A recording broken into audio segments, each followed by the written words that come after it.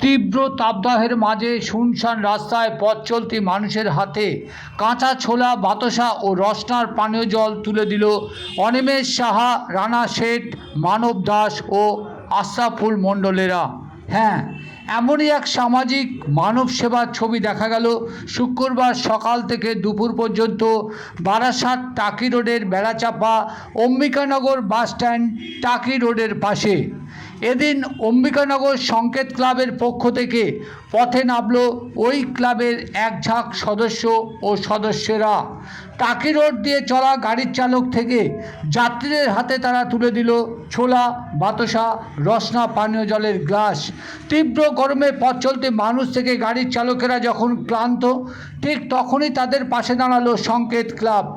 যতদিন এমন তাপপ্রবাহ চলবে ততদিনই তারা সকাল 10টা থেকে দুপুর 2টো পর্যন্ত এভাবেই পরিষেবা দিয়ে যাবে বলে জানিয়েছে।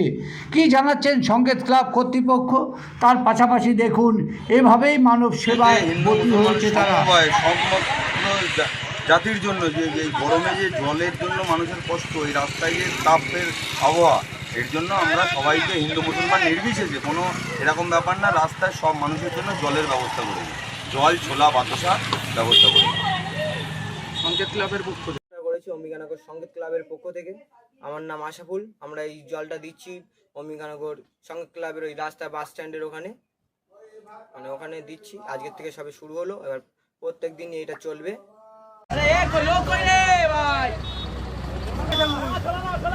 ভাই